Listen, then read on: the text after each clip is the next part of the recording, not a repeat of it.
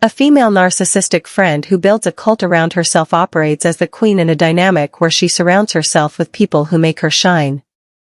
These narcissists are often somatic, focused on appearance, but they're not openly attention-seeking. They are usually pretty, but not in a way that stands out as flashy or glossy. At first, they appear humble, approachable, and friendly. One manipulation technique they use is physical boundary violation, disguised as affection. For example, they may come close and touch your hair in a way that feels overly protective, almost parental. This is not a genuine gesture of affection, but a subtle way of asserting control. If you express discomfort, no matter how politely, they will lash out or act offended in an exaggerated way, often in front of others, leaving you unable to defend yourself effectively. This is an example of emotional invalidation, combined with public shaming. Another tactic is creating a false narrative about you. For instance, they might loudly comment that you have dandruff in front of a group, even if you don't. This is done with exaggerated concern, but is actually an act of social humiliation meant to embarrass you and undermine your confidence. A considerate person would never point out something personal like that in a public setting. These behaviors often escalate in subtle ways. For instance, during a trip to the swimming pool, they might make a scene about how you don't rinse your hair properly, emphasizing your supposed inability to care for yourself. This feeds into their narrative that you are incapable or inferior, using gaslighting and belittlement. Similarly, if you have a small flaw, like a blister on your lip, they will ensure everyone notices it.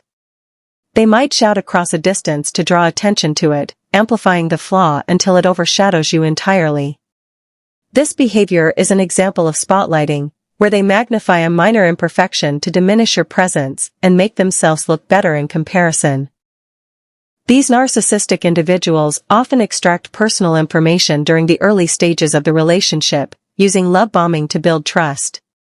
Once you're vulnerable, they reveal their true nature by gossiping maliciously about others, making you fear becoming their next target.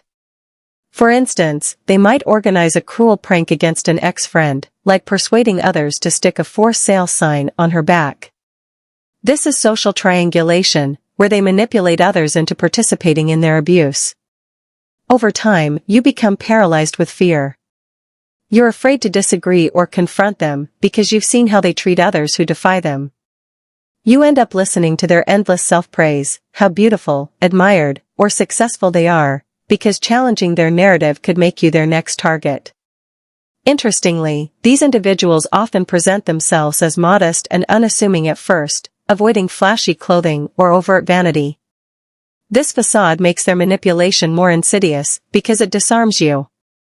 Their niceness feels genuine until they begin attacking you suddenly and unexpectedly.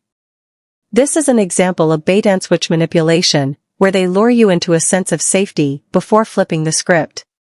They are also adept at choosing the perfect moment to make you look bad.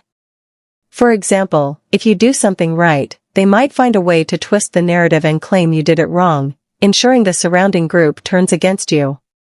This is reality manipulation combined with mob forming, where they orchestrate situations to isolate you socially.